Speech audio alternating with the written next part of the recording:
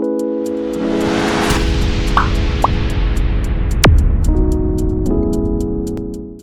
मेरा नाम अविनाश गोरक्षकर है और आप सभी को हमारे इस video know your company series में स्वागत है। दोस्तों, जैसे सभी को पता होगा, हम ऐसे स्टॉक सिलेक्ट करते हैं जहां पे फंडामेंटल और टेक्निकल नज़रिया हम दोनों पॉइंट ऑफ व्यूज कंपनीज पे देते हैं। और इसमें मैं फंडामेंटल व्यू पॉइंट प्रेजेंट करता हूं और मेरे कलीग जो है मकरंद, वो टेक्निकल व्यू प्रेजेंट करते हैं। तो without wasting time, let's go to the next slide and start the presentation. दोस्तों, बिफोर वी स्टार्ट, एक जनरल डिस्क्लेमर है जो हम हर वक्त आपको बताते हैं कि ये वीडियो बेसिकली एजुकेशन पर्पसेस के लिए किया जा रहा है। यहाँ पे कोई इन्वेस्टमेंट या टेक्निकल एडवाइस व्यूअर्स के लिए नहीं है और ये व्यूअर्स को एडुकेट करने के लिए हम ये प्रयास कर रहे हैं। अविनाश गोरक्षकर या अविनाश मेंटर जो हमारी कंपनी की वेबसाइट है, या मकरंद कोटवलकर जो हमारे कलीग है, ये कोई भी रिस्पॉन्सिबिलिटी आपके इन्वेस्टमेंट का प्रॉफिट या लॉसेस का नहीं लेंगे। आप खुद रिसर्च करिए, थोड़ा बहुत पढ़िए इन कंपनीज के ऊपर और डेफिनेटली हमारे जो एनालिसिस का फायदा ले लीजिए और इसी से आपका काफी फायदा होगा। तो without wasting time, now let's go to the company which we will be discussing. Company first जो हम डिस्कस करेंगे दोस्तों, वो अडानी पोर्ट्स है। हमने इस बार दो लार्ज कैप कंपनी सिलेक्ट की है और हमको लग रहा है कि आने वाले 12 से 15 महीने में डेफिनेटली अच्छी खासी कमाई हो सकती है यहाँ पे। पहली बात तो अडानी पोर्ट्स क्या बिजनेस करती है, इनका बिजनेस प्रोफाइल क्या है, ये पहले समझ लेते हैं। तो दोस्तों, पहली बात तो अडानी पोर्ट्स बेसिकली इंडिया की सबसे बड़ी प्राइवेट सेक्टर में ऑपरेशनल पोर्ट ऑपरेटर है। इनके पोर्टफोलियो में करीबन ऑलमोस्ट 13 ऑपरेशनल पोर्ट्स है जहाँ पे ये काम करते हैं, जैसे कि मुंद्रा है, दहेज है, हजीरा है, दामरा है, कृष्णपट्टनम है, जीपीएल वाइजाक, फिर उसके बाद इनोर। ये सारे जो पोर्ट्स है, इसमें कई पोर्ट्स तो इन्होंने एक्वायर कर लिए हैं और कहीं पे उन्होंने कॉम्पिटिटिव बिडिंग से वो प्राप्त कर लिए हैं। अभी सबसे बड़ी अच्छी बात अडानी पोर्ट्स की है कि इनके पास पैन इंडिया नेशनल फुटप्रिंट है, जो इनके बिजनेस के लिए बहुत ही काम की चीज़ है। उसके बाद दोस्तों, सबसे बड़ी बात, अभी पोर्ट्स एक्वायर करने के बाद अडानी पोर्ट्स की जो नेक्स्ट स्ट्रेटेजी है वो ये है कि वो अपने बिजनेस को बिल्कुल पूरी तरह से ट्रांसफॉर्म करना चाहते हैं और इसमें इंटीग्रेटेड पोर्ट और लॉजिस्टिक सर्विसेज इंक्लूड करना चाहते हैं। अभी बेसिकली अगर हम इनका लॉजिस्टिक वर्टिकल देखें तो इनकी ऑलरेडी एक कंपनी है, अडानी लॉजिस्टिक्स। अभी अडानी लॉजिस्टिक्स एक बहुत ही वेल नोन प्लेयर है जो कंटेनर हैंडलिंग मैनेज करती है, बल्क गुड्स हैंडल करती है, एग्री लॉजिस्टिक्स हैंडल करती है। और सबसे बड़ी बात, जो पीएम मोदी की प्रोग्राम है गति शक्ति, इसका डेफिनेटली फायदा काफी सिग्निफिकेंटली इस कंपनी पे होगा। सबसे बड़ी बात दोस्तों कि कंपनी चाहती है कि वो सबसे लोएस्ट लॉजिस्टिक कॉस्ट प्रोड्यूसर बने और करीबन अभी जो लॉजिस्टिक का शेयर जीडीपी में है वो करीबन 7 से 8% है, लेकिन अगले 5 साल में वो कम से कम यहाँ पे बेसिकली काफ़ी मात्रा में ये परसेंटेज बढ़ाना चाहती है। तो डेफिनेटली बिजनेस पोटेंशियल बहुत बढ़िया है। आने वाले 5-10 साल के लिए बिजनेस की कोई दर्द नहीं है। यहाँ पे बहुत सारा बिजनेस लॉजिस्टिक और इंफ्रास्ट्रक्चर में आएगा और जिस प्रकार से इस साल गवर्नमेंट ने कहा है कि जीडीपी 9% के करीब आएगा, तो ऐसे माहौल में जो इंफ्रास्ट्रक्चर और पोर्ट वाली कंपनीज है, लॉजिस्टिक वाली कंपनीज है, उनको काफ़ी फायदा होगा। So friends, now let's go to the next slide. दोस्तों, now coming to the most important element, that why this business looks interesting at this point of time. Now basically friends, Adani Ports intends to become the world's largest private port company by 2030. That is what their aspiration is. It also aspires to become a one-point customer-centric transport utility across ports with a pan-India integrated logistic presence and expanding its logistics portfolio to segments like rail, logistic parks, warehouse, cold storages, air freight stations, grain silos, inland waterways and trucking. तो दोस्तों, Adani port का ये aspiration है कि 2030 तक वो सबसे बड़ा प्राइवेट सेक्टर पोर्ट कंपनी बनेगी और ये देश भर में नहीं लेकिन ग्लोबली वो चाहते हैं। उसके बाद वो अपना लॉजिस्टिक का जो पोर्टफोलियो है उसमें काफ़ी दूसरे सेगमेंट्स में वो एंटर करना चाहते हैं, जैसे कि रेल हो गया, लॉजिस्टिक पार्क हो गया, वेयर हाउसेज हो गई, कोल्ड स्टोरेजेस हो गई, एयर फ्रेट स्टेशन हो गया, ग्रेन सिलोज हो गए, इनलैंड वाटरवेज हो गए। तो कहने का मतलब क्या है कि बहुत सारे सेगमेंट्स में वो एंटर करेगी और ऑब्वियसली इसके लिए वो काफ़ी निवेश भी कर रही है। मोस्ट इम्पॉर्टेंटली दोस्तों, अडानी पोर्ट्स अभी स्लोली एक मोनोपोली बिजनेस की तरह इमर्ज हो रहा है, क्योंकि इंफ्रास्ट्रक्चर में पोर्ट्स का बहुत बड़ा योगदान होता है। और जब भी एक्सपोर्ट बिजनेस कोई कंट्री का बढ़ता है या इंपोर्ट बढ़ता है तो पोर्ट की ज़रूरत तो लगती है। तो हमें लगता है कि अडानी पोर्ट्स एक एक्सेलेंट अपॉर्चुनिटी है आपको अगर इकोनॉमिक रिकवरी साइकिल प्ले करना है, क्योंकि बेसिकली बिजनेस सुपीरियर है। अभी भी इस कंपनी का जो आरओई है वो करीबन 20% है। लिवरेज है, लेकिन डेफिनेटली वो अभी भी अपने ऑपरेटिंग कैश फ्लो से काफ़ी अच्छी तरह से ही अपना डेट सर्विस कर रही है। और हमारा मानना है कि इस साल दैट इज FY22 के लिए करीबन 40-41 की अर्निंग, और उसके बाद FY24 में करीबन 48 रुपए की अर्निंग आएगी। तो उस हिसाब से वैल्यूएशंस अभी भी कंफर्टेबल है। हमारा मानना है कि अगर हम 12-15 महीने की बात करें तो 900 950 का एक मीडियम टर्म का टारगेट प्राइस पॉसिबल है। तो ये ज़रूर डेटा पढ़ लीजिए। मैं समझता हूँ कि प्योर रिकमेंडेशन नहीं है, लेकिन फिर भी इस प्राइस से आपको अच्छा मुनाफा बन सकता है। करंट प्राइस करीबन 788 है। So friends, this is the first company. Now we move to the second company. Now the second company is also a frontline business, and why we like Bharti Airtel, we'll share this in our presentation now. Friends, Bharti Airtel is India's second largest telecom operator with a revenue market share of almost 37%. Now it has got almost 32.3 crore wireless customers in India. It has got about 12.6 crores customers across operations in 14 African countries. So दोस्तों, Bharti Airtel भी हमारा दूसरा pick है। Country की सबसे दूसरी number पे आने वाली टेलीकॉम कंपनी है। कंपनी के पास करीबन 32 करोड़ के ऊपर कस्टमर्स है। करीबन 12.6 करोड़ कस्टमर्स अफ्रीका से आते हैं। अभी सबसे बड़ी बात दोस्तों, इस कंपनी में अगर हम देखें तो कंपनी के मैनेजमेंट ने क्लियरली कहा है कि आरपू को लेके ये बहुत पॉजिटिव है, और एक टैरिफ हाइक 22 में आएगा, और शायद 2-3 भी आ सकते हैं। और करीबन 250 के आरपीयू से ही इनका जो रिटर्न ऑन कैपिटल एम्प्लॉयड है वो करीबन 20% पहुंचेगा, जो पिछले साल दैट इज FY21 में मुश्किल से 6% था। तो काफी समय के बाद, कंसोलिडेशन के बाद अभी प्राइसिंग पावर टेलीकॉम सेक्टर में आई है, जो अच्छी बात है भारतीय एयरटेल के लिए। उसके बाद दोस्तों, एक्सपेंशन और फ्यूचर को देखते हुए अभी रिसेंटली भारतीय एयरटेल ने एक एनालिस्ट मीट की थी, जहां उन्होंने कहा है कि जो इमर्जिंग प्रोडक्ट्स है जैसे कि एंटरप्राइज है, डेटा सेंटर्स है, IoT है, सिक्योरिटी है, क्लाउड कम्युनिकेशन प्लेटफॉर्म, फिर सर्विस यानी CPaaS, और basically network as a service, ये बहुत इंपॉर्टेंट ग्रोथ एरियाज होंगी जहां पे मार्जिन भी अच्छे रहेंगे और ग्रोथ अपॉर्चुनिटीज भी बड़ी रहेंगी। इनफैक्ट ब्रॉडबैंड को लेके भारती काफ़ी पॉजिटिव है। उन्होंने बोला है कि ये इनका फोकस एरिया रहेगा, और करीबन ये कहते हैं कि 2025 तक इसका जो एक्सपेंशन है, जो नंबर्स है, वो करीबन 40 मिलियन तक पहुंचेगा। उनका खुद का ओन नेटवर्क से as well as LCO model, जो लोकल केबल ऑपरेटर्स होते हैं उनके पॉइंट ऑफ व्यू से ये एक्सपेंशन करेंगे। तो friends, basically Bharti Airtel is now well poised to take its growth forward after a very long time, because the environment has changed. Competition has reduced. There are now just three players, and the third player, Vodafone, is like a sick, patient in an intensive, care of a hospital. So basically, it is only Reliance Jio and Bharti Airtel which are going to call the shots. So I would believe that this is one company which is going to set a mega trend in the next, say, 3 to 4 years. So having completed this slide, now let's go to the next. Okay, now friends, Bharti Airtel, why this business looks interesting?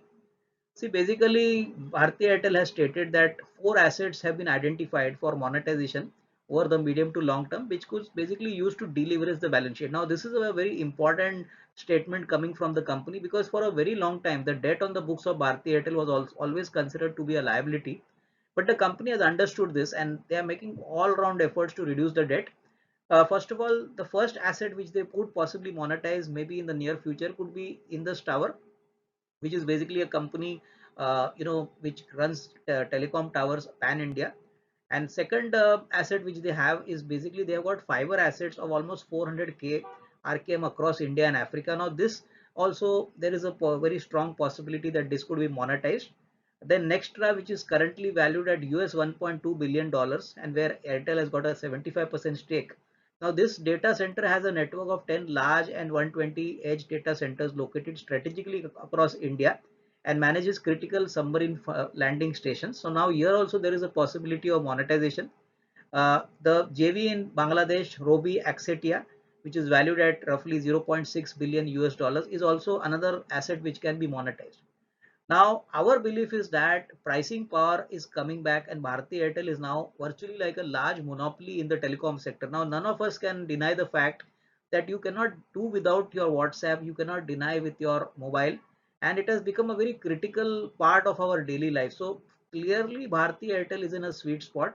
And our belief is that even during COVID times, this company did well. Now, post COVID, when things are virtually normal, you are going to see strong growth coming in for FY23 and 24.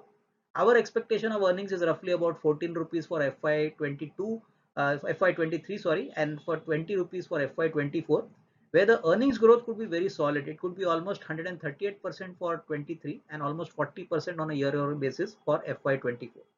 दोस्तों conclusion में मैं यही कहूंगा कि हमारा मानना है कि भारती एयरटेल जो कर्जा को लेके जो दिक्कतें थी पहले उसको अभी एड्रेस कर रहा है। वहां पे उन्होंने 3-4 एसेट्स आइडेंटिफाई करे जहां से वो थोड़ा सा मोनेटाइज करेंगे और अपना कर्जा कम करेंगे।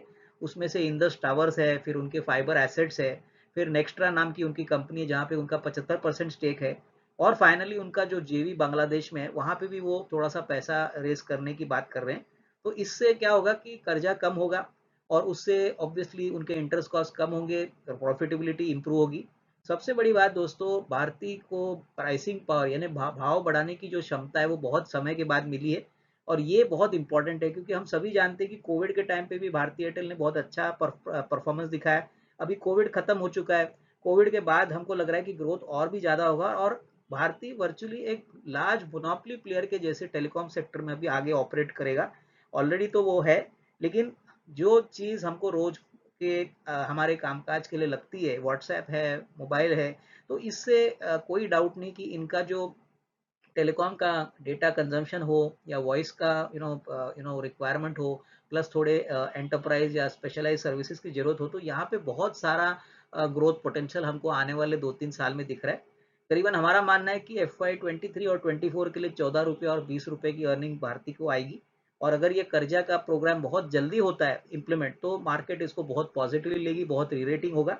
तो यहाँ पे भी हमको लग रहा है कि निवेश का एक बहुत अच्छा मौका बन सकता है। यहाँ पे भी हम समझते हैं कि अगर 1.5-2 साल का नजरिया है तो ये स्टॉक वापस 4 फिगर मार्क भी टच कर सकता है। So friends, this is the outline for these two companies. Now I will request my friend Makarand to basically give a technical view on these two companies, plus he's got another one cash stock which would be interesting for all of you. So Makarand, I would request you to continue now from here on, and then we'll conclude the presentation. Thank you very much, and now Makarand, you can take over. Thank you so much, Avinash ji, for sharing your fundamental perspective about these stocks. And मैं जो है यहाँ पे आपको इन्हीं stock के बारे में टेक्निकल पर्सपेक्टिव आपके साथ शेयर करूंगा। हमने कुछ दिनों पहले इसी तरह का जो एक वीडियो हमने रिलीज किया था, और उसके अंदर हमें एक फीडबैक मिला था कि in addition to sharing techno funda perspective about stocks, also share some technical perspective about the index. So here we go. तो इस स्लाइड में आप देख सकते हो, ये निफ्टी का जो है एक दिन का चार्ट है, वन डे का टाइम फ्रेम पे ये चार्ट बनाया गया है, और यहाँ पे एक बहुत ही अच्छा ABCD पैटर्न, हार्मोनिक्स का जो एक पैटर्न होता है वो कंप्लीट हो चुका था अराउंड 15,700 लेवल, और ABCD पैटर्न जो है रिवर्सल का साइन जो है वो दिखाता है, और यहाँ पे बहुत ही अच्छी तरह से जो है हमें पता चला है कि ABCD पैटर्न को रिस्पेक्ट इसने देके प्राइस जो है वो रिवर्स हो चुकी है। जनरली जब इस तरह का पैटर्न होता है तो जहां पे ये ABCD कंप्लीट होता है वहां से हमें 0.618 का रिट्रेसमेंट का टारगेट जरूर दिखता है, और उसका नेक्स्ट टारगेट जो होता है वो 0.786 होता है, जो फाइबो लेवल होती है। तो इस स्टॉक ने जो है आज के दिन 17,332 का जो फाइबो लेवल था उसको ब्रेक करके कैपअप के साथ ये जो है खुल चुका था, और उसका जो फर्स्ट टारगेट था वो कंप्लीट हो चुका है। और उसी के साथ जो है यहाँ पे एक पोल एंड फ्लैग का ब्रेकआउट भी हमें दिख रहा है। तो ये पोल एंड फ्लैग का जो ब्रेकआउट होता है वो भी बहुत स्ट्रांग माना जाता है। और एक जो लोग फॉलो करते हैं इलोट वेव को, तो ये जो है अभी सी वेव के अंदर प्राइस जो है वो ट्रेड कर रही है, सी वेव जो है वो प्रोग्रेस के अंदर है। तो कुल मिला के ये लगता है कि हार्मोनिक्स का एबीसीडी पैटर्न का रिवर्सल है, पोल एंड फ्लैग का ब्रेकआउट है, और एलोट वेव के हिसाब से जो है प्राइस सी वेव के अंदर अभी ट्रेवल कर रही है। तो हमें ऐसा लगता है कि ट्रेंड जो है अच्छा है, ट्रेंड जो है बुलिश है, ट्रेंड जो है और भी यहाँ से प्राइस को ऊपर लेके जा सकता है। और लगता है कि आने वाले कुछ दिनों के अंदर, समय के अंदर 17,780 के आसपास जो है ये प्राइस जा सकती है, जो कि 0.786 रिट्रेसमेंट फाइबर लेवल है। आज के डेट में जो है निफ्टी का price it is trading above की मूविंग एवरेजेस 20, 50, 100, 200, ये सभी जो ईएमएस है इसके ऊपर जो है ये प्राइस ट्रेड कर रही है। सिर्फ एक ही चिंता की बात है कि एडीएक्स जो है वो हमें यहाँ पे अभी 15 बता रहा है। तो एडीएक्स जो बताता है वो स्ट्रेंथ इन द ट्रेंड बताता है, and since the value of ADX is 15, it appears कि इसमें अभी भी थोड़ा सा स्ट्रेंथ आनी बाकी है, जो कि प्राइस बहुत ऊपर लेवल पे लेके जा सकती है। But looking at this setup, ऐसा अभी लग रहा है फिलहाल के लिए, आने वाले कुछ हफ्ते 10 दिन के लिए price will remain in the range, and that range is somewhere around 17,200, and at higher side it is 17,800. बायस अभी न्यूट्रल से पॉजिटिव है। तो जो लोगों को भी निफ्टी के अंदर टेक्निकल पर्सपेक्टिव जानना था और उस बेस के ऊपर कुछ ट्रेड लेना है, तो ये व्यू आप अपने ध्यान में रख सकते हो। Now coming back to stocks which Avinash ji has shared, no doubt Avinash ji has given in-depth fundamental perspective why these stocks are strong, but मुझे ऐसा लग रहा है कि टेक्निकली भी ये सब स्टॉक जो है बहुत स्ट्रॉन्ग है। And I will start with Adani ports. Adani ports आप देख सकते हो कि एक यहाँ पे मैंने ग्रीन कलर का एक ट्रायंगल बनाया है, and this triangle is called a descending triangle. आज जो है ये वीकली चार्ट है और आज इस ट्रायंगल का ब्रेकआउट अडानी पोर्ट्स ने दिया है। एग्जैक्टली उसी ब्रेकआउट लेवल पे अभी ये खड़ा है। और जनरली जब ये ट्रायंगल जब थर्ड और फोर्थ वेव के बीच में बनता है, जहां पे फोर्थ वेव कंप्लीट होती है, और यदि फोर्थ वेव के अंदर यदि इसका ब्रेकआउट यदि आता है, तो इट इज बीन कंसिडर्ड कि as per Elliott wave it is in a fifth wave, and there is a high possibility कि ये प्राइस को ऊपर लेके जा सकता है। ये जो वेव काउंट जहां से शुरू हुई थी उसका जो फाइनल फाइबर लेवल होता है वो जो है 4.236 होता है, और उसके हिसाब से ऐसा लगता है कि आने वाले कुछ समय में ये प्राइस जो है 900 तक जा सकती है। आज ही के दरमियान जो है मैगडी ने भी जो है ये पॉजिटिव टर्नआउट हुआ है, इट इज टर्न बुलिश। और अडानी पोर्ट्स के भी वीकली बेसिस पे प्राइस जो है अभी 20, 25, 100 और 200 ईएमए के ऊपर अभी ये ट्रेड कर रही है। तो जब एक ट्रायंगुलर पैटर्न का ब्रेकआउट मिल रहा है, हमें यह समझ में आ रहा है कि प्राइस जो है ये फिफ्थ वेव के अंदर प्रोग्रेस में है, मैगडी पॉजिटिवली पॉइज्ड हो चुका है, और प्राइजेस सारे की मूविंग एवरेज के ऊपर जब ट्रेड कर रहा है, तो it is good to assume कि this stock is trending strong and this has a potential to go up till the level of 906। तो आज की जो प्राइस है उस प्राइस, और यदि छोटा मोटा कोई भी यदि रिट्रेसमेंट इसमें होता है 3, 4, 5% का, तो इसके अंदर जो है इस प्राइस को और भी बाय करना चाहिए। और हमें ऐसा लगता है कि आने वाले कुछ दिनों के अंदर इस प्राइस का जो टारगेट है, इस स्टॉक का जो टारगेट है, that will be somewhere around 900। तो इस सब टेक्निकल चीजों का जो है आप जरा ध्यान रखिए। and any opportunity you get at present level as well as on any dip, this can be bought for the target of 900. Moving on to the next stock, that is Bharti Airtel. Bharti Airtel आप इस chart के ऊपर देख सकते हो, ये जो है ये डेली का चार्ट है। लास्ट के 6-7 महीने से जो है ये एक कंसोलिडेशन जोन में है। आप देख सकते हो कि नीचे जो है करीबन एक 650 का लेवल और ऊपरी जो है 760-765 का जो लेवल है, उसी प्राइस बैंड के अंदर ये कम से कम 6-7 महीने से कंसोलिडेट हो रहा है।